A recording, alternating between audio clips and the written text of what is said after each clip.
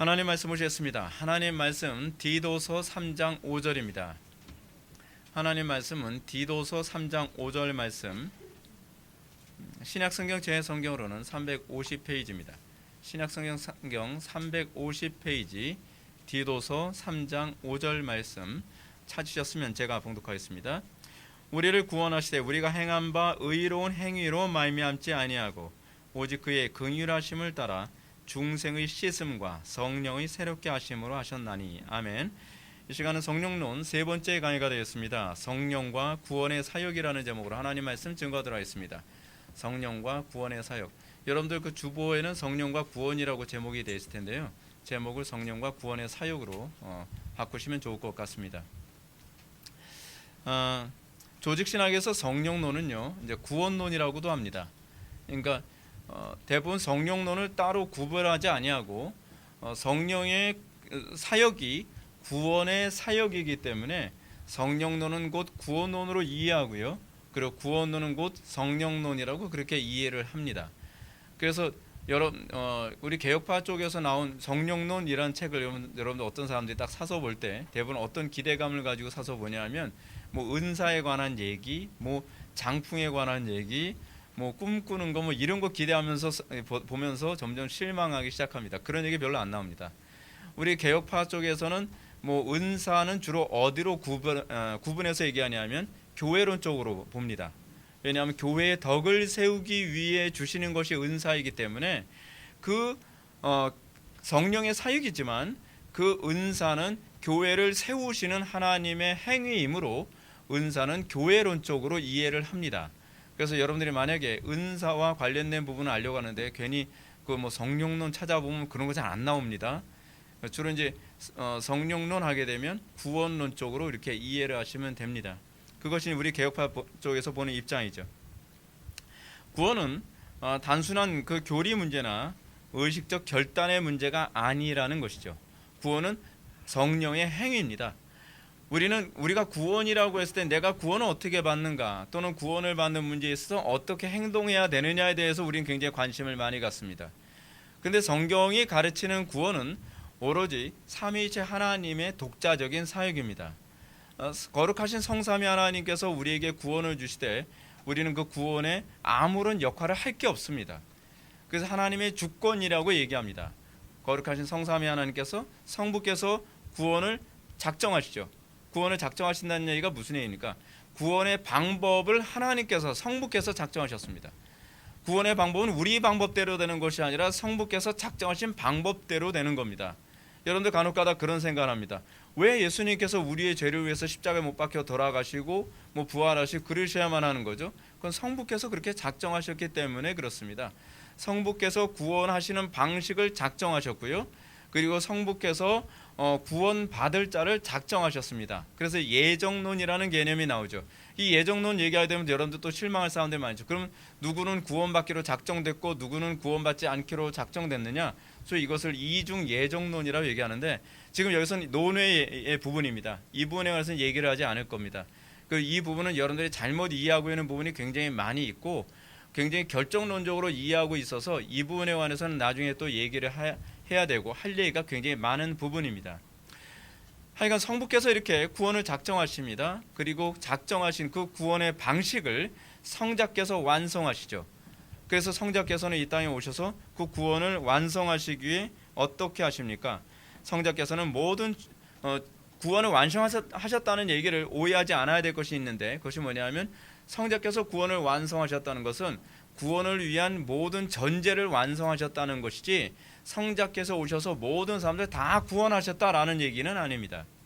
성자께서 오셔서 구원을 완성하신 것은 구원을 위한 실제적 근거를 마련하는 데 완성하신 겁니다. 율법을 완전히 다 지키셨고요.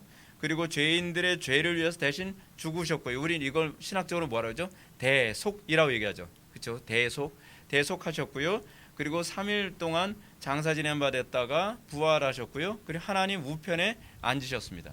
이것이 이제 승귀라고 해서 저희 구속의 전반적인 영역들을 이렇게 다 얘기하게 되죠. 그래서 성자께서는 이 구원을 성부께서 작정하신 대로 다 완성하셨습니다.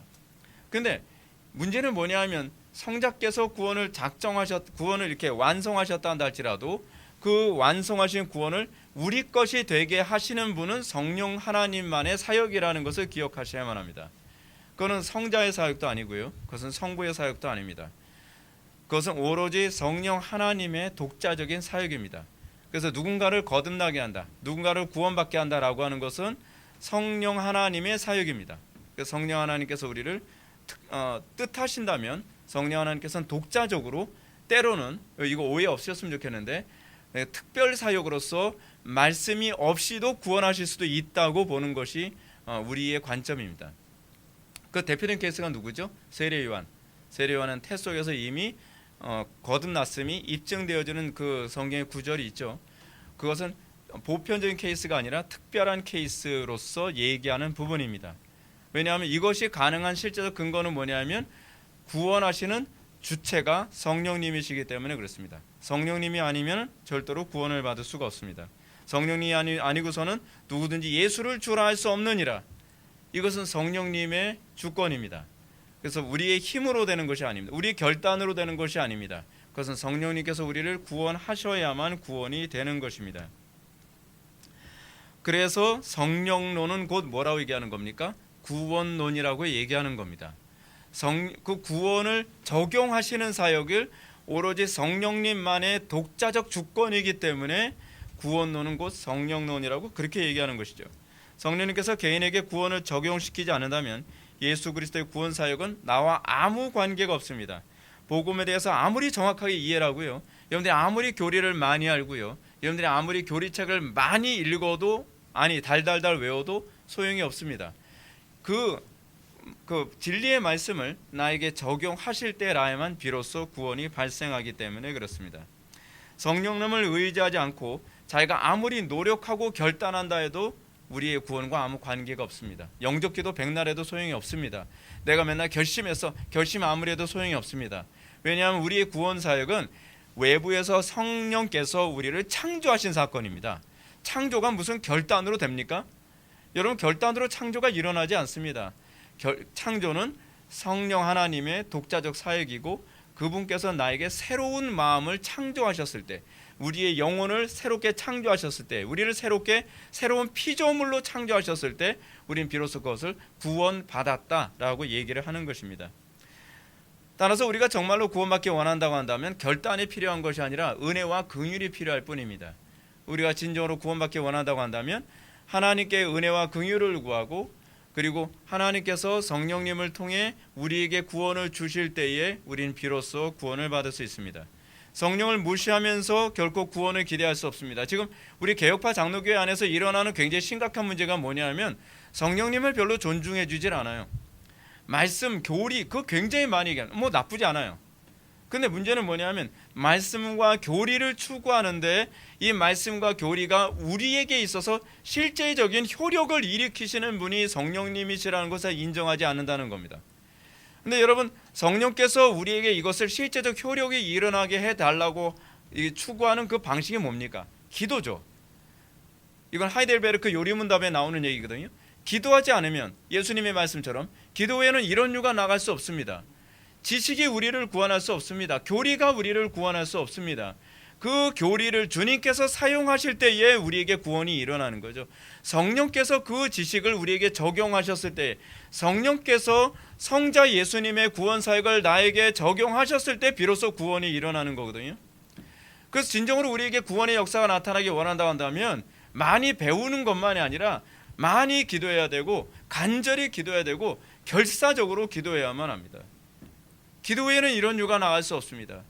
그래서 성자께서는 그분이 이 땅에서 육신을 입고 성육신한 상태에서 그분이 우리들에게 본을 보이셨던 중요한 부분이 무엇이냐면 항상 기도하기를 쉬지 않으셨던 것입니다. 땀방울이 핏방울이 되도록 기도하셨다는 사실입니다. 그분은 항상 성령님을 의지했고 성령으로 웃으시고 성령으로 기뻐하시며 성령으로 모든 일을 행하셨습니다. 성령으로 말미암지 않고서는 아무것도 하신 적이 없으십니다. 그래서 성자께서는 성령과 하나의 일체의 모습을 또한 그분의 사역을 통해서도 그대로 보여주고 계시지요. 때문에 우리 개혁파 교회가 진정으로 거룩하신 성삼위 하나님을 존중해 준다고 한다면 첫 번째는 하나님의 작정에 관심을 가져야 되고요. 두 번째는 성자 예수 그리스도를 통해서 계시되어진 하나님의 진리에 아주 관심을 많이 가져야 되고요. 그것을 우리가 교리에 대한 관심으로 나타나잖아요. 그리고 또 하나 뭐냐 하면 그 누구보다 기도를 더 많이 해야만 합니다. 원래 개혁자들은 기도를 굉장히 많이 했던 사람들입니다.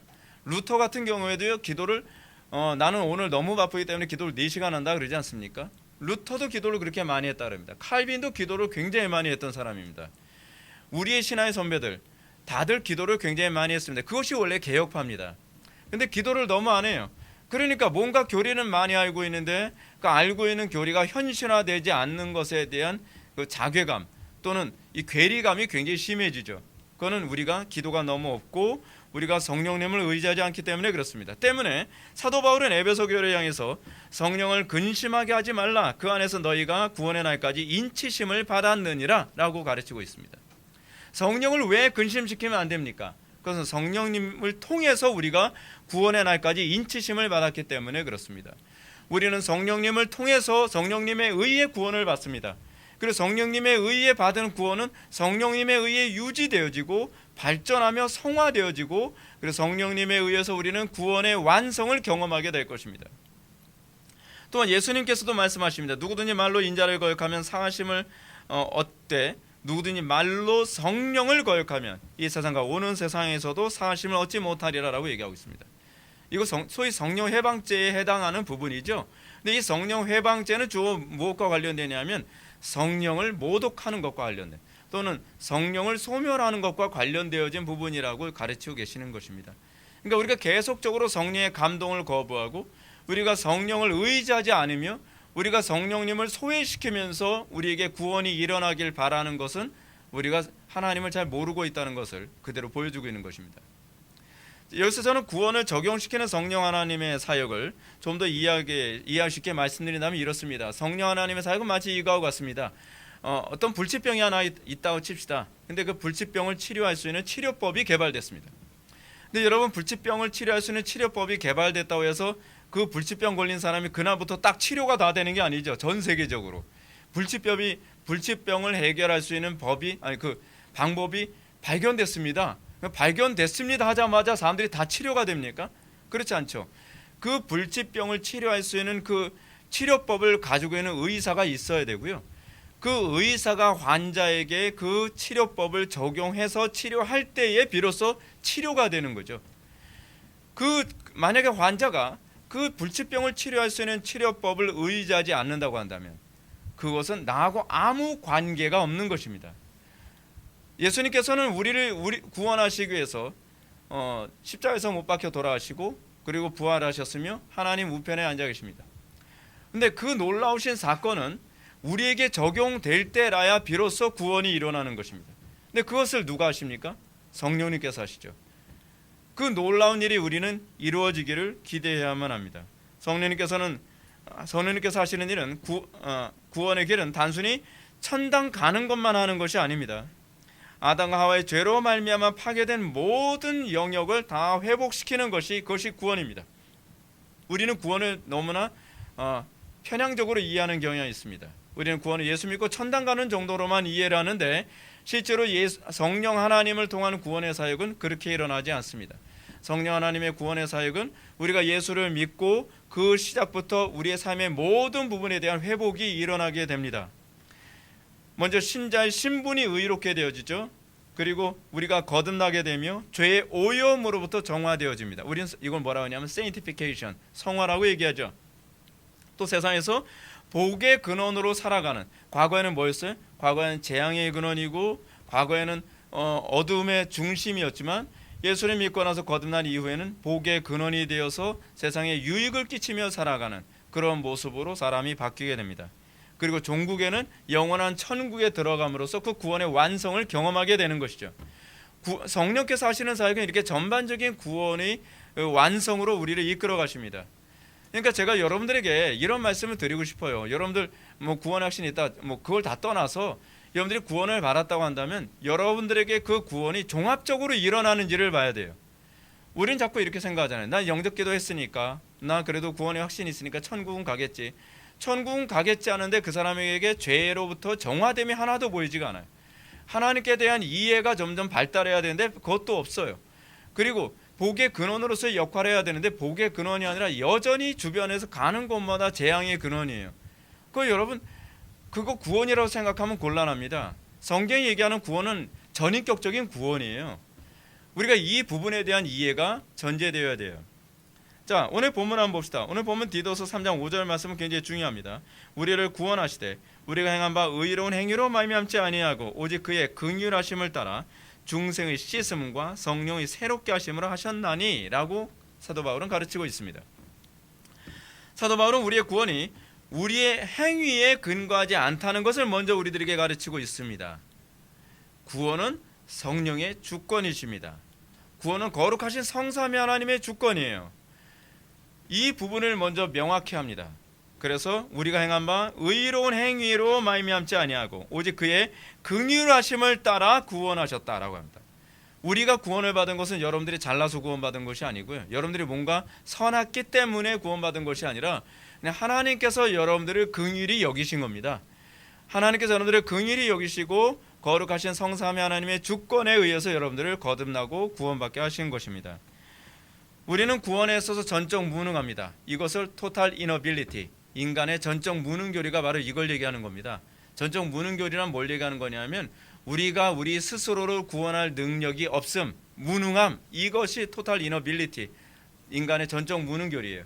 전적 무능과 전적 타락교리가 같이 가죠. 자, 구원은 오로지 삼위일체 하나님의 은혜와 긍휼이 여기심으로 이루어질 뿐입니다. 신적 하나님의 구원사에게 어떤 영향도 끼칠 수 없습니다. 여러분들이 애쓴다고 구원받는 거 아닙니다. 그렇다고 애쓰지 말라는 얘기가 아니죠. 이 부분에 대해서 이제 뒤에서 좀 더 설명을 해드릴게요. 그것이 우리의 어떤 방법론으로 되는 문제라든지 우리의 도덕성의 문제로 되는 문제가 아니라는 얘기입니다. 구원은 오로지 삼위일체 하나님의 고유 사역으로 이해해야만 합니다. 근데 여러분 제가 먼저 이 얘기를 먼저 해드릴게요. 구원하게 되면 여러분들 자꾸 영혼 구원만 생각을 하잖아요. 근데 성경에서 얘기하는 구원은 굉장히 포괄적인 개념으로 얘기하고 있습니다. 여러분들 삶에 일어나는 수많은 난제들, 여러분 삶 속에 일어나는 수많은 해결되지 않은 여러분 문제들, 가정의 문제, 직장의 문제, 건강의 문제, 삶의 문제, 이런 모든 문제들이 다 우리가 구원받아야 될 대상이에요. 근데 하나님께서는 우리에게 이 구원을 주시는데 이 부분에 대한 구원을 주실 때 항상 어떻게 구원을 주시냐면 너네들의 힘으로 되는 것이 아니라 하나님의 능력으로 되는 것이야 라고 하는 이 고백을 받기 원하시는 거예요. 그래서 여러분들 인간관계에서 어떤 문제 해결 안 된다고 여러분들 수단과 방법에도 안 되다가 하나님께서 우리에게 요구하시잖아요. 네 방법으로 되는 것이 아니라 하나님의 은혜로 되는 거야 라고 하는 걸 자꾸 깨우쳐 주시죠. 그래서 하나님의 은혜로 되는 것을 경험할 때 이렇게 구원이 일어나는구나 라고 하는 것을 깨닫게 하시죠. 하나님께서는 모든 영역에서 우리에게 구원이 일어나게 하실 때 이것을 알게 해주길 원하시는 거예요. 그래서 구원이라고 하는 영역은 단순히 예수 믿고 천당 가는 정도로만 이해하지 않았으면 좋겠어요. 자, 여기서 그 다음에 하시는 얘기가 무엇입니까? 하나님께서 우리를 구원하시는데 바울의 가르침처럼 중생의 씻음과 성령의 새롭게 하심으로 우리를 구원한다고 얘기합니다. 그래서 중생의 씻음, 뭘 얘기하는 것이냐면 새로운 피조물이 된 사건을 얘기하는 겁니다. 거듭나는 사건, 그렇죠? 중생의 씻음. 그럼 성령의 새롭게 하심이란 무엇이겠습니까? 새로운 피조물로 변화된 후 점진적으로 변화되는 게 성화죠.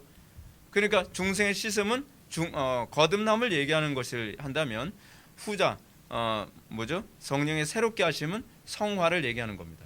근데 이 모든 것이 다 뭐예요? 성령 하나님의 주권이에요. 성령 하나님께서 우리를 중생하게 하시고 우리를 성화시키시고 우리로 하여금 그 구원의 완성을 경험하게 하세요.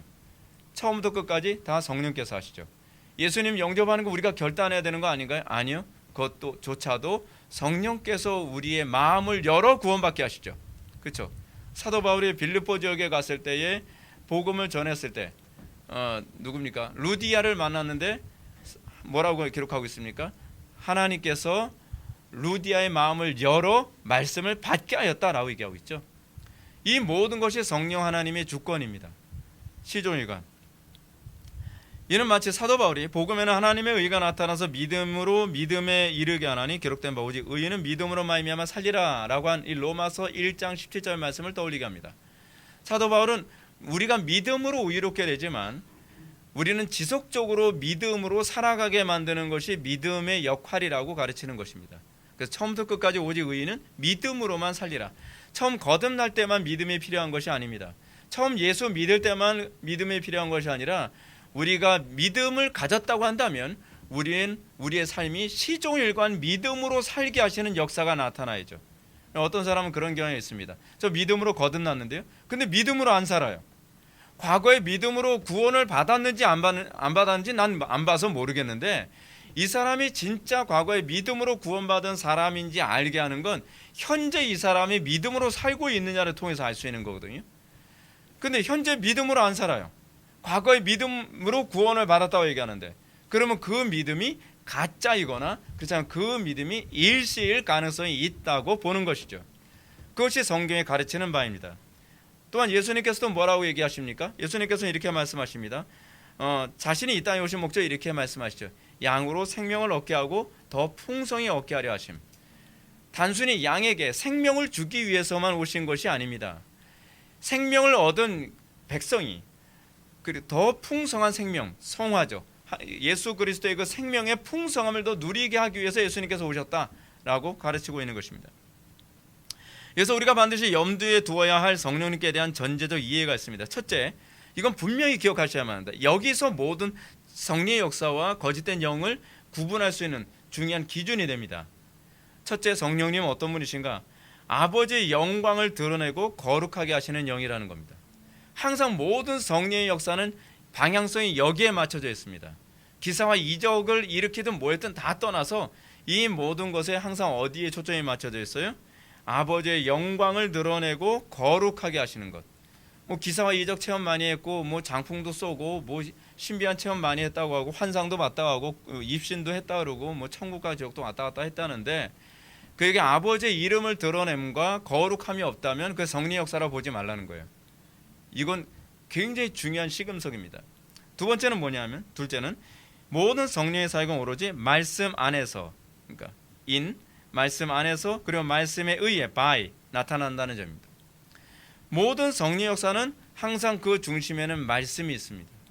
말씀을 떠나서는 성령께서 역사하시지 않습니다. 왜냐하면 성령님은 말씀의 기록자이시기 때문에 그렇습니다. 이 부분에 관해서 예수님께서도 말씀하십니다. 요한복음 16장 13절부터 14절 말씀 보면, 그러나 진리의 성령이 오시면 그가 너희를 모든 진리 가운데로 인도하시리니. 성령께서 하시는 일이 뭐예요? 진리 가운데로 인도하시는 게 성령께서 하시는 일이에요. 진리 가운데로 사는 데 관심이 없고 맨날 신비한 것 찾아다니면 성령의 역사가 아닙니다. 성령께서는 너희를 모든 진리 가운데로 인도하시리니 그가 스스로 말하지 않고, 맨날 직통교시 얘기하는 사람 좀 위험하다는 게 이겁니다. 스스로 말하지 않고 오직 들은 것을 말하며 장래를 너희에게 알리시리라. 그가 내 영광을 나타내리니 내 것을 가지고 너희에게 알게 하시겠음이라 라고 얘기하고 있습니다. 성령님께서 우리에게 말씀하지 않으신다는 얘기가 아닙니다. 성령님께서 말씀하실 때 성령께서는 하나님의 말씀, 기록된 성경 말씀을 통해 말씀하시길 기뻐하신다는 사실입니다. 하나님께서는 우리에게 말씀하실 때 강단의 설교를 통해서 말씀하시길 기뻐하신다는 사실입니다. 실제로 우리 교회에서 그런 일이 비일비재하게 일어나잖아요. 사람들이 뭐 저하고 상담하고 싶다고 뭐하고 뭐 좀 얘기하고 싶다고 하는데 대부분 예배 시간에 그 부분에 관해서 설교를 통해서 나오는 경우가 많다 그러죠. 그것이 성령님이 하시는 사역이기 때문에 그렇습니다. 이것을 예언이라고 얘기해요. 그 예언이라고 하는 말은요, 말씀을 받아서 전한다는 얘기입니다. 뭐 미래를 뭐 예언한다는 개념이 아니라, 원래 히브리어 나비, 그 예언자라는 얘기인데, 그 선지자가 히브리어는 나비거든요. 근데 이 나비가 뭐냐면 말씀을 받아서 전하는 사람이라는 뜻이에요. 그러니까 우리가 그 예언이라는 개념을 바르게 이해해야만 합니다. 성령님의 사역의 원칙은 주님의 영광을 주님의 것, 즉 말씀으로 드러내는 것이 성령 하나님의 사역입니다. 뭐 나중에 제가 이제 은사에 관해서도 얘기할 테고, 능력에 관해서도 얘기할 테고, 다양한 신비적인 부분에 관해서도 제가 말씀을 드리겠지만 이 요소가 없는 게 아닙니다. 근데 이 모든 것들이 다 말씀에 관심을 갖게 되는 거죠. 그러니까 여러분, 예를 들어서 이래요. 이 예를 돕기 위해서 제가 한 가지 예를 또 들어볼게요. 어떤 사람이 신비적 체험을 했습니다. 할 수 있습니다. 어떤 사람이 뭐 신비한 음성을 듣기도 하고요, 또는 환상을 보기도 하고, 그럴 수 있어요. 저는 그럴 수 있다고 생각을 합니다. 근데 놀라운 사실은 뭐냐면 성령의 역사는요, 이런 체험을 하고 나면 신비적 체험에 마음이 끌리는 것이 아니라 말씀에 또는 교리의 말씀이 끌려갑니다. 제가 사실 신비적 체험을 굉장히 많이 한 케이스거든요.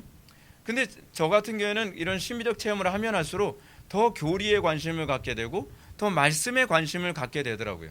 근데 어떤 사람은 신비적 체험을 하면 할수록 말씀을 무시해버려요. 교리 얘기하면 저건 뭐 잘난 놈들만 저런 소리 하는 거지, 뭐 그러면서 교리 또는 성경 공부 이런 걸 다 무시해버려요. 그래서 환상 봤어? 꿈꿔 봤어? 뭐 입신해 봤어? 까무러쳐 봤어? 뭐 이런 거 자꾸 이런 얘기 하죠. 장풍 쏴 봤어? 그러면. 근데 이런 사람들의 받은 영이 성령의 영이 아닐 가능성이 많다는 것을 여러분들 숙지하셔야 돼요. 제가 보기엔 거의 성령의 역사가 아니더라고요. 네. 성령님께서는 우리를 항상 진리 가운데 인도하고요, 성령께서는 우리로 하여금 하나님의 말씀에 관심을 갖도록 만듭니다. 그래서 시간이 가면 시간이 갈수록 점점 그런 어떤 신비적 은사는 점점 사라져요. 신비적 은사가 주로 초보에게 많이 나타나는데 그 이유가 뭐냐면 말씀에 대한 이해가 부족하기 때문에 그래요. 말씀에 대한 이해가 풍성해지면 풍성해질수록 이제 성경을 통해서 말귀를 잘 알아들으니까 성령께서 신비적인 방법으로 우리에게 말씀하셔야 될 이유가 없어지는 거예요. 그래서 점점 더 이 신비적 체험을 했다 하더라도 점점 교리와 말씀에 관심을 갖는 쪽으로 가게 됩니다. 실제로 여러분 루터도 신비적 체험 많이 한 사람입니다. 근데 루터 같은 사람들이 신비적 체험 별로 얘기 안 하죠. 왜냐하면 시간이 갈수록 그가 교리와 진리 중요성을 더 많이 눈을 뜨기 때문에 그러는 거예요. 체험이 없다는 얘기가 아니에요. 이 부분에 대해서는 제가 나중에 좀 더 설명하도록 하겠습니다. 자, 성령님의 사역은 항상 말씀을 통해 하나님의 거룩함을 드러내는 데 관심이 있다는 겁니다. 성령님의 사역의 핵심이 여기 있어요. 말씀을 통해서 하나님의 거룩함을 드러내는 거예요. 오히려 여러분 우리는 주변에 그런 사람 있잖아요. 뭐 하나님의 음성 듣는다고 하면서 막 하나님의 성호를 막 모독하는 사람 있잖아요. 여러분 어떤 사람 그런 사람 있잖아요. 막 하나님 나와보라 그래, 뭐 죽으려고 이런 소리. 여러분 그건요, 저는 100% 성령의 역사가 아니라고 봅니다. 그 성령님이라면 그렇게 얘기할 수가 없어요. 성령님이시라면 항상 하나님을 높이고 거룩하신 성삼위 하나님을 높이고 그분이 조금이라도 왜곡되지 아니하고 정확하게 드러내도록 하는 데에 관심을 갖습니다. 그게 성령의 사람입니다. 성령님께서는요, 우리로 하여금 예수님의 말씀처럼 마지막 심판날에 주의 이름으로 선지자 노릇하며 주의 이름으로 귀신을 쫓아내며 주의 이름으로 많은 권능을 행했단다 할지라도 하나님의 심판의 관심은 어디에 있냐면 여기에 있죠. 내가 너희를 도무지 알지 못하니 불법을 행하는 자들아 내게서 떠나가라. 이게 성령의 역사인가 아닌가를 아는 중요한 시금석이 무엇입니까? 이 사람이 불법을 행하는 사람인가, 그렇지 않으면 하나님의 법을 소중히 여기고 하나님의 이름을 높이는 사람인가에 관한 문제죠.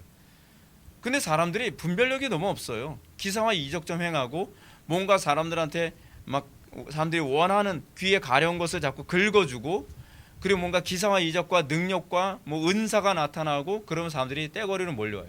하나님의 이름을 모독하는데, 교회의 질서를 무너뜨리는데, 진리를 무너뜨리고 있는데 이단스러운 말을 하는데도 사람들은 그럴 수 있다는 거 귀 딱 닫아버려요. 한국교회 그런 사람들이 너무 많습니다. 그러니까 그 사람 영적으로 잘못된 사람이다, 위험한 사람이다 라고 하더라도 귀담아 듣질 않아요. 신학적으로 문제가 있고 이단적이고 이러이러한 부분에서 잘못됐고 얘기해도 귀담아 듣지 않아요. 왜요? 그 사람들이 자기 자신의 욕심을 채워주는 말을 하기 때문에 그런 거죠. 여러분 정신 똑바로 차리셔야만 합니다. 중요한 점은 그들이 얼마나 주의 이름으로 설교를 잘했는지 또는 귀신을 쫓고 얼마나 권능을 행하고 능력을 행했는지가 중요한 게 아니에요. 절대로 이게 중요한 게 아닙니다. 이 모든 것은 하나의 수단에 불과합니다. 이 모든 것을 통해서 주로 어디에 초점이 맞춰져야 돼요? 아버지의 이름을 드러내는 것, 하나님의 영광을 드러내는 것. 근데 그것을 드러내는 데 관심이 없다고 한다면 그들은요, 불법을 행하는 자들은 나에게서 떠나가라, 내가 너희를 알지 못하느니라 라는 선언을 받게 될 사람입니다. 아버지의 이름을 드러내는 사람이 아니라고 한다면 그것은 하나님의 사람이 아니라는 얘기입니다. 이런 차원에서 성령님은 한 사람을 구원의 길로 인도하실 때 그냥 구원하시지 않습니다. 여러분들 오늘은 우리가 이 부분을 좀 보게 될 거예요. 하나님께서 성령께서 어떻게 한 사람을 구원의 길에 들어서게 하기까지 어떻게 역사하시냐에 관해서 오늘 저는 그 부분을 얘기해 드리고자 합니다. 우리는 간혹가다 이렇게 생각합니다. 그냥 어느 날 설교 듣다가 구원받았지, 또는 영접기도 하면서 구원받았지, 또는 아무 생각 없이 교회만 왔다 갔다 했으니까 뭐 구원은 받았겠지, 난 모태신앙이니까 구원받았겠지, 뭐 이런 사람들이 굉장히 많아요. 그러면서 이런 얘기를 합니다. 뭐 구원받은 거 뭐 느낌으로 오나요? 뭐 믿음으로 오는 거지? 이 믿음이 뭔지 잘 몰라서 그러고요. 성령께서 우리를 어떤 식으로 구원하시는지를 전혀 몰라서 하는 소리입니다. 여러분들이 구원을 받았다면 성령께서 여러분들을 구원하시기 위해 다루시는 방식이 있습니다. 이것은 모태신앙이든 자례신앙이든 상관없이 모든 사람들이 하나님께서 구원하실 때 이런 과정을 거의 다 거쳐서 우리를 구원하십니다. 그래서 하나님께서 우리를 구원하시는 방식으로서 ON이 이 세 가지를 얘기합니다. 하나는 뭐냐면 조명입니다. 그 다음에 자각이라고 하는 것을 사용하시고, 그 다음에 개혁이라고 하는 것을 사용하십니다. 조명, illumination. 그럼 우리가 이 조명이라고 하는 부분에 관해서 볼까요? 하나님께서 우리를 구원하실 때 어떤 식으로 조명하시는가를 한번 생각해 봅시다. 여러분들은 조명 없이 그냥 믿음으로 구원받는다고 생각하는 경향이 많이 있습니다. 이건 아닙니다. 상당수의 사람들 영접기도 했다고 하면서 구원은 받았대요. 나 구원의 확신이 있대요. 이유가 뭐니까 영접기도 했기 때문이래요. 근데 여러분, 영접기도를 했든 뭘 했든 하나님께서 우리를 구원하실 때는 먼저 조명이라는 것을 먼저 하십니다. 조명이 뭐예요? 일종의 스포트라이트를 딱 비추게 되면은 어두웠던 곳이 환하게 드러나는 것이 이게 조명이잖아요. 그래서 영어로 illumination 그러잖아요. 근데 이 조명, 이 illumination은 기록된 계시의 말씀인 성령을 통해서 각 심령을 조명하는 겁니다. 하나님께서 우리를 조명하시기 전에는요, 우린 좀 의로운 사람 같아요. 하나님께서 우리를 조명하시기 전에는 내가 좀 괜찮은 사람인 것 같단 말이에요. 그런데 하나님께서 우리를 딱 조명하시면 내 죄가 다 드러나죠. 하나님께서 우리를 조명하시면 나의 심각한 무능의 상태, 나의 어리석음의 상태, 나의 죄악된 상태가 다 드러나게 되죠. 그 과정, 그 조명을 통해서 구원이 시작돼요. 이건요, 먼저 이 부분을 먼저 얘기해야 될게요. 이성의 조명이라든지 또는 직관의 조명하고는 다릅니다. 근데 제가 오늘 이 부분을 먼저 좀 말씀드려야 되는데, 많은 사람들이 이성의 조명과 성령의 조명을 굉장히 혼란스럽게 생각을 합니다. 저는 이성의 조명은요, 주로 합리성에 의존합니다. 직관의 조명은 주로 오관이 뭔지 아시죠, 여러분? 오관 또는 오감. 오관이라고 하는 건 보는 거, 듣는 거, 뭐 말하는 거, 이 감각기관 있잖아요. 이 5개의 감각기관을 통해서 느끼는 것, 조명받는 것. 우리는 그거를 자 혼란스럽게 생각을 합니다. 어떤 사람은 내가 교리를 많이 알기 때문에, 또는 내가 교리를 공부하면서 내가 감동을 받았기 때문에 내가 구원을 받았을 거라고 생각을 해요. 그거는 그냥 이성을 통해서 조명된 거예요. 또는 어떤 사람은 막 느낌을 받은 거예요. 막 설교를 듣는데 막 눈물이 나왔어요. 어떤 사람은 막 찬양을 하는데 막 눈물이 나오고 막 감격하고 너무 기쁘고 막 그랬어요. 그렇기 때문에 자기는 구원을 받았을 거라고 생각을 해요. 그건 직관의 영역이에요. 근데 사람들이 여기서 굉장히 혼란스럽게 생각을 해요. 어떤 사람은 그냥 이래, 예배당에 갔는데 예배당에서 뭐 말씀이라든지 조명은 전혀 없었는데 그냥 눈물이 하염없이 흘렀대요. 그래서 난 구원받은 것 같다는 거예요. 아니, 그건 아니에요. 하나님께서는 괜히 이성적인 분이시기 때문에 이성을 거치지 않고 우리의 직관만을 가지고서 조명하시는 법이 없어요. 우리가 여기서 굉장히 많이 속는다니까요. 제가 옛날에 그 신학교 동기 중에 어떤 그 전도사님이 있었는데, 그분 지금 목사님이 되셨는지 뭐 어떤지 모르겠어요. 자기는 성당에서 은혜를 받았대요. 그래서 성당에서 어떻게 은혜를 받았는데, 그때 얘기 들어보니까 자기가 성당에 갔는데 마리아상을 보는데 그 굉장히 좀 약간 신부 같은 느낌이 있는 그 동기였거든요. 그래서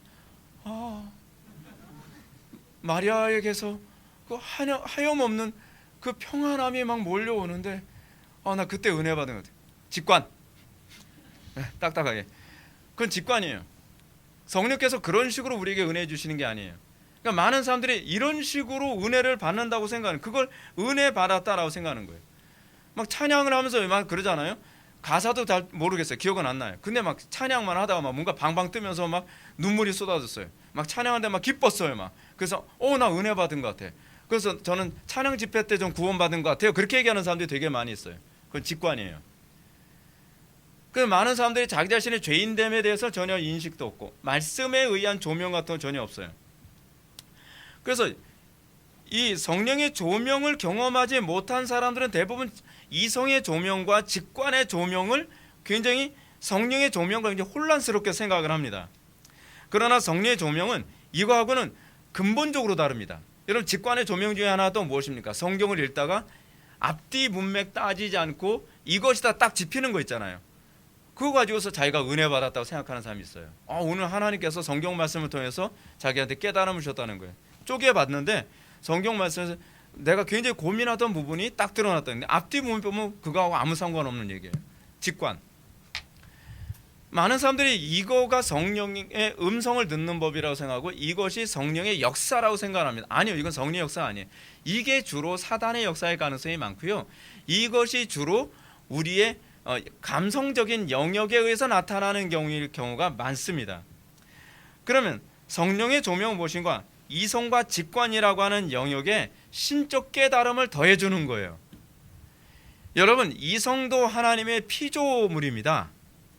그리고 직관도 하나님의 피조물이죠. 그렇죠? 그러면 여러분, 하나님께서 이성을 무시하시겠습니까? 그리고 직관을 무시하시겠습니다? 그렇지 않아요. 하나님께서는 여러분, 우리가 구원을 받았다고 했을 때는요, 타락한 본성이 제 균형을 잡고 제 기능을 다시 회복하는 거거든요. 하나님께서 우리를 구원하실 때 하나님께서는 말씀, 이성으로 깨달은 말씀에 성령의 조명하심을 주시고요, 성령의 조명하심을 통해서 우리의 직관을 강화시킵니다.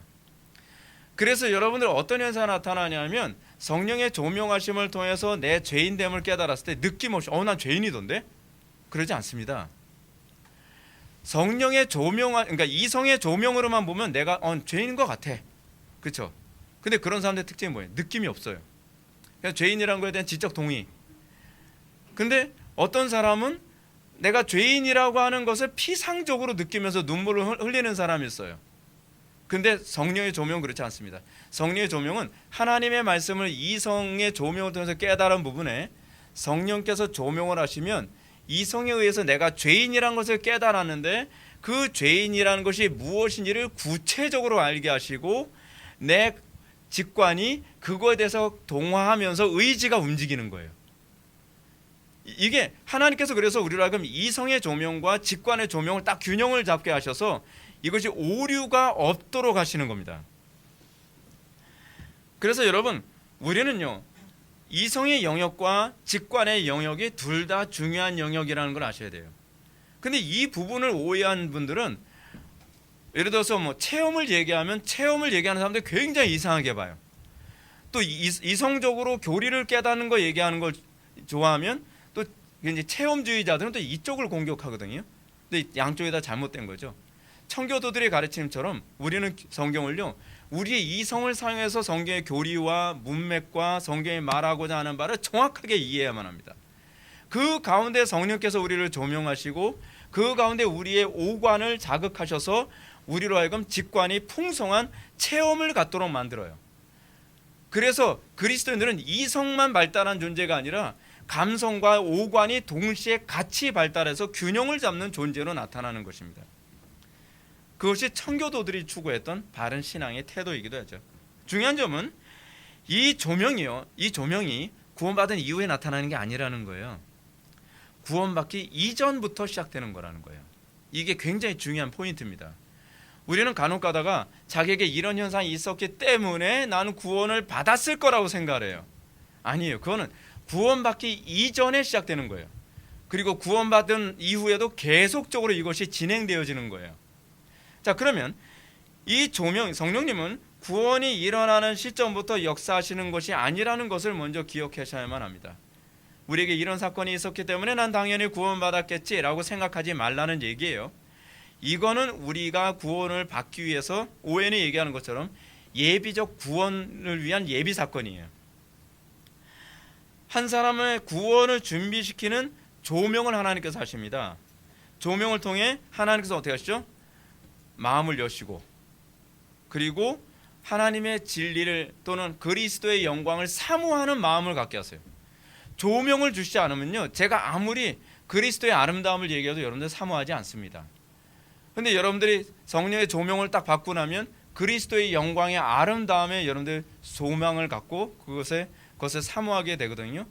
그러면 그 다음부터 어떤 현상이 나타나죠? 여러분들이 그 그리스도의 아름다움을 내 것으로 소유하고 싶은 그것 때문에 구하고 찾고 두드리는 순례길을 비로소 시작을 하게 되는 거예요. 조명이 없으면 여러분들 이런 열정 안 생깁니다. 조명이 없으면 여러분 절대로 그리스도를 닮고자 하는 열정이나 헌신 그런 거 안 나옵니다. 하나님께서 우리로 하여금 구원을 열망하게 하는 것은 이 조명 때문에 시작되는 것입니다. 그래서 이 조명을 통해서 우리로 하여금 이 조명을 통해 우리가 구하고 찾고 두드리면 그 가운데에 우리로 하여금 중생을 시키시는 거죠. 그리고 이미 시작된 구원을 완성시키기 위해서 이 조명과 그리고 이 구원의 완성이라는 것이 반복적으로 일어나면서 이 체험이 지속적으로 일어나요. 이거 칼빈이 하는 얘기예요. 성령께서 조명하시면 이전에 알고 있었다고 생각했던 가르침에 대해서 새로운 이해가 더해집니다. 그러니까 예를 들어서 어떻게 해요?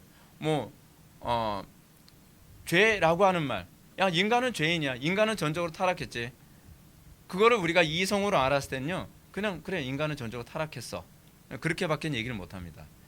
근데 성령께서 우리의 심령의 조명을 딱 해주시면 아, 인간의 전적 타락이 이 정도로 심각한 거구나 라고 하는 걸 다른 사람의 죄를 통해서가 아니라 내 내면을 조명하신 성령의 조명을 통해서 자각하게 돼요.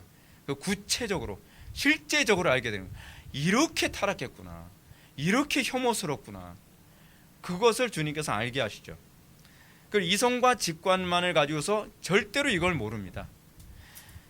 그리고 이성과 지각만을 위해서 알게 된 영역과 성령께서 주신 하나님의 안목을 알게 되어지면 완전히 다른 영역이 돼버리는 거죠. 이전에는 피상적이었던 것들이 이제는 구체적이고 실제적으로 알게 되어집니다. 예를 들어서 자신이 죄인이라고 하는 거, 그렇지 나는 죄인이지,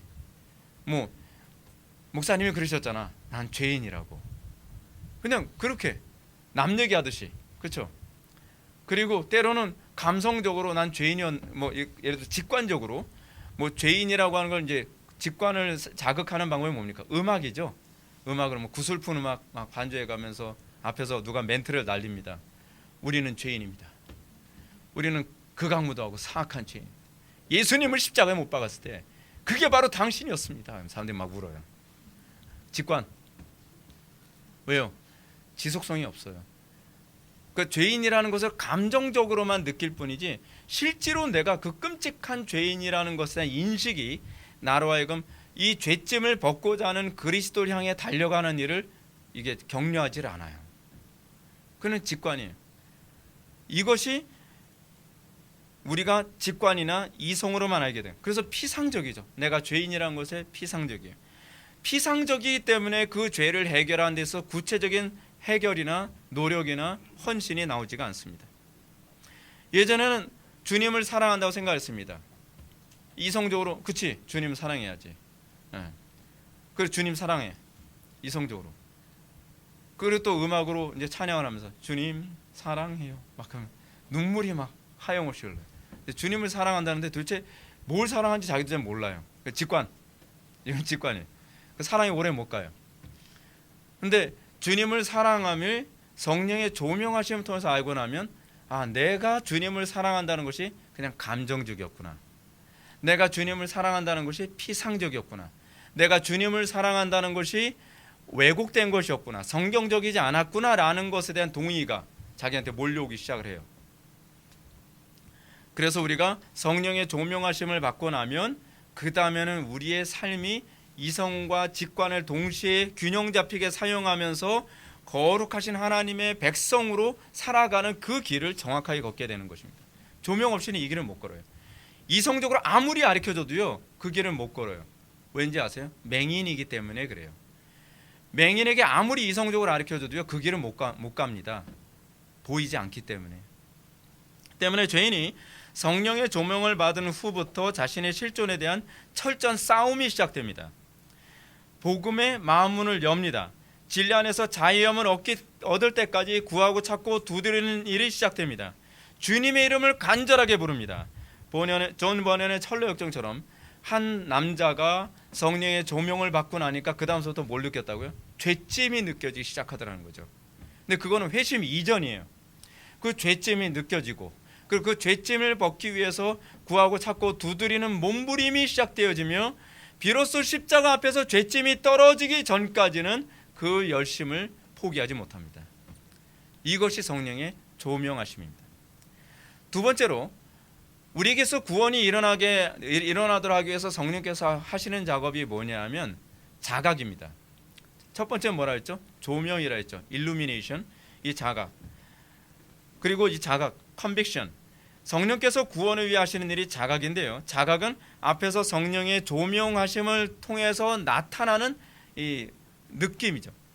뭐라고 할까요? 그 감각적 영역이죠. 성령께서 딱 조명을 하시니까 내가 죄인이라는 것을 비로소 자각하게 되는 거예요. 내가 하나님 앞에서 하나님을 사랑하지 않은 존재라는 것을 비로소 인식하게 되는 거죠. 이 인식이 없이 우리가 구원을 받을 수가 없습니다. 그래서 성령께서는 우리를 조명하시고 또한 우리를 인식하게 하시죠. 그래서 오웬의 표현처럼 자연인은 죄와 그 비참함 때문에 슬퍼하거나 비탄에 빠지는 일이 없으나 조명을 받은 뒤에 사람들은 자신의 죄에 대해서 슬퍼하고 비통해합니다 라고 얘기해요. 자각이죠.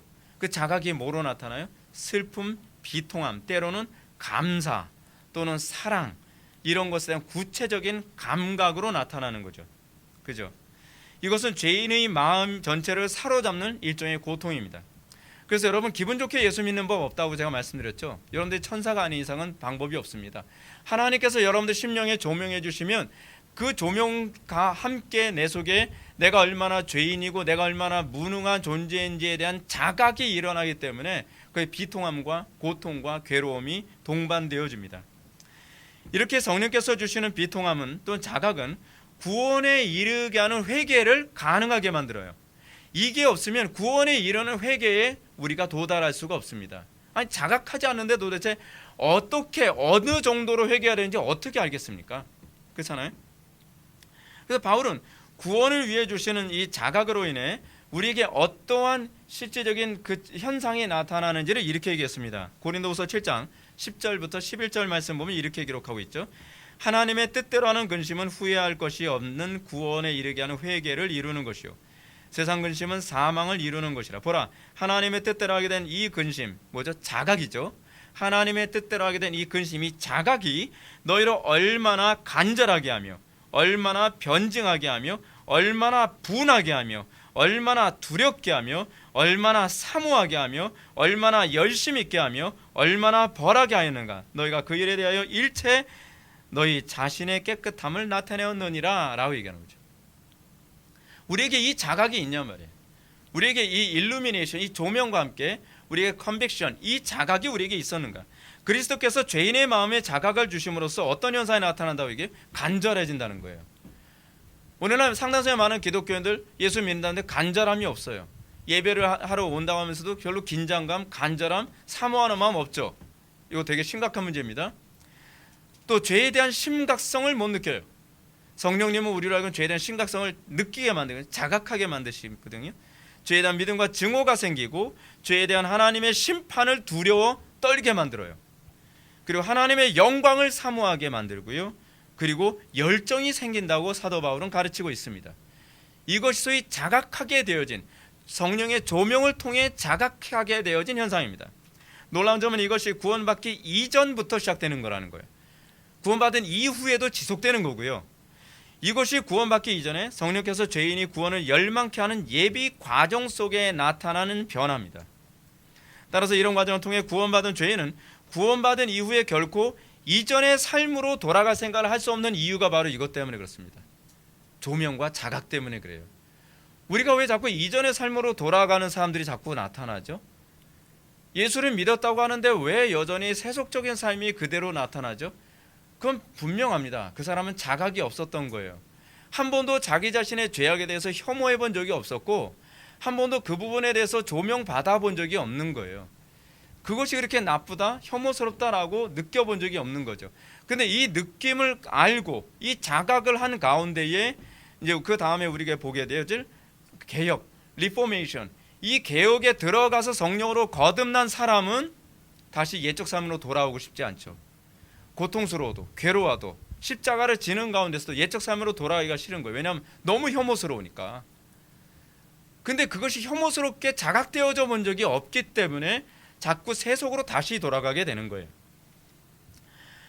자, 그래서 세 번째 성령의 사역이 뭐라 그랬어요? 리포메이션, 개혁이죠. 개혁은 구원에 대한 구체적 목적성을 보여줍니다.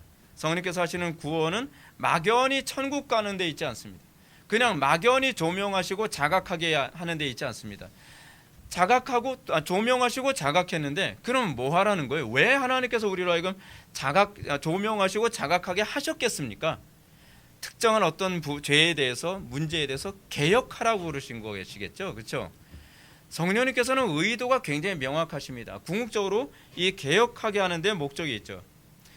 성령께서는 이미 구원받게 하시는 죄인들의 마음을 조명하시고 자각하심으로 자신이 개혁되어야만 하는 그 분명한 구체적인 대상이 무엇인지, 목적이 무엇인지를 알게 하십니다. 그래서 우리가 진정으로 거듭났다고 했을 때에 그 거듭난 사람에겐 분명하게 개혁된 열매가 있어요. 우리에게 개혁된 열매가 안 나타난 이유가 무엇이냐면 내가 개혁되어야만 하는 조명과 그 대상에 대한 조명과 자각이 없었기 때문에 열매도 불분명한 거예요.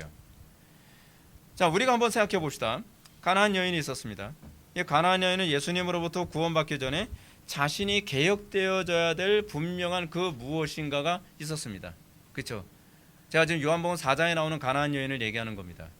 이 여인은 5 남자를 살았고 지금 현재 남자도 자기 남편이 아니라고 얘기합니다. 근데 이 여자가 예수님을 만났을 때 어떤 현상이 나타났습니까? 첫 번째, 조명이 일어나요. 그리고 자각이 일어나요. 그리고 개혁이 일어나요. 근데 이것이 예수님을 만나서 구원을 받았다라고 하는 사람들에게 나타나는 일관적인 모습이에요. 가장 대표적인 선명하게 나타나는 사람 중에 한 사람이 누구냐면 삭개오입니다. 삭개오는 부정한 방법으로 같은 민족의 돈을 강탈해서 자기 풍요와 만족과 행복을 추구했던 사람이었죠. 그러다 어느 날 그가 예수님의 말씀을 통해서 조명되어지고 자기 자신이 이제껏 그 살던 삶이 얼마나 끔찍한 죄악이었는지 그것이 자각되었습니다. 그렇죠? 컨빅션까지 갔죠. 이 조명으로 자각까지 된 이 사람이 예수님을 자기 집으로 초청을 합니다. 그리고 예수님을 영접하고 나서 예수님께 이런 고백을 하죠. 주여 보시옵소서, 내 수의 절반을 가난한 자들에게 주겠사오며 만일 누구의 것을 속여 빼앗은 일이 있으면 네 갑절이나 갚겠나이다 라고 개혁을 합니다. 리포메이션 하죠. 이렇게 개혁을 고백한 삭개오에게 비로소 예수님께서 선언하시죠. 뭐라고요? 오늘 구원이 이 집에도 이르렀으니 이도 아브라함의 자손이라 라고 선언하십니다. 그러니까 적어도 한 사람이 구원의 확신이 있다라고 그 감히 얘기하려면 구원의 확신을 얘기하는 그 사람에게는 내 속에 이 조명과 자각과 개혁이라고 하는 이 조건이 나에게 그대로 나타났는지를 좀 살펴봐야 돼. 신중함 정도는 있어야 되지 않겠는가. 제가 여러분한테 권면하고 싶습니다. 여기까지만 보더라도 한 사람이 성령에 의해서 구원에 참여한다는 것이 얼마나 어려운 일인지, 그 만만치 않은 일인지 알겠죠. 그래서 한 사람의 구원을 받는 일에 관해서 성경은 뭐라고까지 얘기하냐면 해산의 수고라고 얘기합니다. 그리고 사도 바울은 그 해산의 수고를 돕는 산파로서 자기 자신의 정체성을 얘기하죠. 저는 그게 목회자의 또한 모습이라고 생각을 합니다. 성도들 한 명 한 명을 죄로부터 회개하고 거듭나게 하는 이 소위 출산하게 만드는 산파로서의 역할을 감당하는 것이 목회자의 직무라고 생각을 합니다. 근데 문제가 무엇이냐면 이 정도에도 불구하고 존 오웬은 다음 같은 경고로 우리의 심령에 긴장의 고삐를 조입니다. 한번 잘 들어보십시오. 사람의 마음은 하나님의 말씀으로 변혁된다. 그렇다고 중생의 사역이 사람 속에 완전하게 이루어진 것은 아니다. 비록 사람들 속에 선한 심정이 있고 하나님의 사랑에 효과가 있다고 하더라도 사람들은 결과적으로는 유익한 것들을 잃고 손실도 보고 더 큰 죄악에 빠져 병들게 되는 일이 허다하다. 현저하게 삶의 개혁이 일어나고 예배에 참석도 한다. 그러나 이 사람이 유격적인 마음으로 기울어져서 악습을 시작하게 될 때 그 마음은 선하고 하나님의 은혜를 받기 위한 마음으로 준비되지 못한다. 무슨 얘기인지 아십니까? 이런 사람들 중에서도 거듭나지 않은 사람들, 이런 사람들 중에서도 일시인 사람들이 나타난다는 얘기입니다. 그러니까 여러분, 성경은 우리의 영혼의 문제에 관해서 얼마나 신중하고 얼마나 조심스럽게 다루는지 모릅니다. 그래서 청교도들을 뭐라고 얘기합니까? 영혼의 의사라 그러죠. 그러니까 여러분, 의사 선생님들이 환자들을 다룰 때 굉장히 섬세하고 조심성 있게 굉장히 많은 공부를 해가면서 다루잖아요. 목회자들도 그래야만 합니다. 왜냐하면 영혼을 다루는 문제가요, 저희 육신의 질병을 다루는 의사들 못지않게 굉장히 섬세하고 굉장한 전문성을 요하기 때문에 그렇습니다. 그렇지 않으면 영혼들 수도 없이 죽어나갑니다. 자, 그렇다면 성령께서 참되게 구원하신 회심 상태와 불안정한 회심 상태의 차이가 무엇인가? 우리가 그걸 한번 살펴보겠습니다. 첫 번째로 말씀에 붙잡힌 상태인가 아닌가를 점검하는 겁니다. 여러분, 우리는 회심을 자꾸 어떻게 생각합니까? 자꾸 느낌으로 자꾸 얘기하죠. 저 예수 믿고 나서 되게 열심히 생겼어요. 좋아요. 근데 그건 하나의 어떤 요소 중에 하나일 뿐이죠. 열심히 생겼는데 그 열심이 어떤 열심이냐가 중요한 거죠. 그렇죠? 근데 여러분들의 구원을 측정하는 데서 가장 중요한 그 첫 번째 시금석은 여러분들이 말씀에 붙잡힌 바 되었는가라는 것입니다. 그래서 우리 개혁자들이 솔라 스크립투라, 오직 성경을 굉장히 많이 외쳤잖아요. 왜냐하면 우리의 구원은요, 말씀에 붙잡힌 바 돼서 우리가 회심한 거기 때문에 그렇습니다. 신비한 체험 때문에 신앙생활하거나 종교적 의무감 때문에 신앙생활하거나 또는 종교적 직분 때문에 신앙생활하는 것을 믿음이라고 생각하지 마십시오. 내가 교회에 어느 날 왔더니 하염없이 눈물이 흐르고 마음이 편안해졌고 그래서 난 신앙생활을 하게 됐습니다. 그거 회심하고 아무 관계가 없어요. 많은 사람들이 이런 신비적인 이성을 뛰어넘는 초이성적인 어떤 체험을 했기 때문에 자기가 구원을 그때 받았다고 생각하고 착각하는 사람들이 굉장히 많이 있어요. 그거 구원하고 아무 관계 없는 일입니다. 또 어떤 사람은 종교적 의무감 때문에 예를 들어서 모태신앙, 교회를 10년, 20년 어렸을 때 태어날 때부터 계속 다녔기 때문에 난 당연히 구원받았겠지. 구원받은 걸 내가 모를 뿐이지 구원받았을 거야 라고 그렇게 생각하면 곤란해요. 구원받은 상태에 대해서 측정이 가능합니다. 점검이 가능하다는 얘기예요. 또는 종교적 직분 때문에 자기가 그래도 교회에 내가 그래도 목사인데, 내가 전도사인데, 내가 안수집사인데, 내가 장로인데, 내가 신학교 교수인데 이거하고 아무 관계가 없어요. 그거하고 신앙이란 내가 나의 법을 그들 속에 두며 그들의 마음에 기록하여 나는 그들의 하나님이 되고 그들은 내 백성이 될 것이라는 예레미야 말씀처럼 우리의 마음에 주의 말씀이, 주의 계명이 새겨진 사건이에요. 구원은 우리의 마음속에 주의 말씀이 법이 되고 주의 말씀이 나의 삶의 주인이 되어진, 그것이 일평생 나를 주도하게 됐느냐 하는 그 문제예요. 그래서 로드십 세이베이션이라는 표현까지 나오죠. 나의 삶의 주인이 말씀이 되는 것, 나의 삶의 주인이 그리스도가 되는 것, 그것이 내가 구원받았는가 구원받지 않았는가를 점검하는 중요한 시금석이 되는 것입니다. 성령께서는 처음 우리를 구원하실 때 말씀으로 구원하실 뿐만 아니라 말씀으로 우리의 삶을 인도하시고 말씀으로 우리를 하여금 영원한 천국에 들어가게 하십니다. 처음부터 끝까지 말씀으로 우리를 인도하시는 것이 바로 성령 하나님이 하시는 사역입니다. 두 번째로 성령님께서 주시는 참된 회심은요, 세상과 구별되며 주님을 닮도록 한다는 것입니다. 참된 회심과 거짓된 회심을 구별하는 중요한 시금석이 여기에 있습니다. 우리가 점점 세상을 닮아갑니까? 아니면 점점 그리스도를 닮아갑니까? 우리로 하여금 하나님께 대한 이해가 점점 더 깊어집니까? 아니면 세상에 대한 욕망이 점점 더 커져갑니까? 성령님은 신자를 믿음에서 믿음으로 인도하십니다. 그것이 성령께서 하시는 일이십니다. 처음 믿고 구원받게 하는 것으로만 끝나는 것이 아니라 그분은 우리를 붙잡으시고 우리로 하여금 믿음으로 끊임없이 살도록 이끌어 가십니다. 양으로 하여금 생명을 얻게 하실 뿐만 아니라 더 풍성히 생명을 얻게 하시는 쪽으로 인도하십니다. 한번 믿음으로 구원받게 하는 것으로 그치지 않고 날마다 그 구원의 발전상에 있도록 우리를 인도하십니다. 그걸 우리는 성화라고 얘기하죠. 또는 이것을 신학적으로 죄의 오염으로부터 해방이라고 얘기합니다. 우리는 시간이 갈수록 점점 죄의 오염으로부터 우리가 자유롭게 되어지는 그런 성화를 맛보게 되는 것이죠. 신자가 구원을 받았다고 죄의 문제가 다 해결된 건 아닙니다. 이제 죄의 독소가 빠져나가기 시작한 것이 처음 구원받았을 때예요. 그리고 우리는 지속적으로 죄에 대한 독소가 제거되어져 가는 과정 가운데 있는데 그것을 제거해 가시는 분이 성령님이십니다. 성령님은 지속적으로 죄의 오염으로부터 신자들을 거룩하게 정화시켜 나갑니다. 욥의 고난이 그거죠. 욥이 뭘 잘못해서 고난을 받은 게 아니죠. 욥이 고난을 받는 것과 관련해서 뭐라고 얘기합니까? 내가 정금같이 나오리라. 그 과정을 통해서 욥을 정금같이 하나님께서 더 죄의 오염으로부터 그를 더 구원해 나가시죠. 두렵고 떨리면 너의 구원을 이루어가라 라고 하는 것처럼 우리는 죄의 오염으로부터 점점 더 정화되어져 가는 그런 은총이 우리에게 부어집니다. 그래서 우리에게 납득할 수 없는 고난도 자꾸 생기는 이유가 그것과 관련을 맺고 있는 것입니다.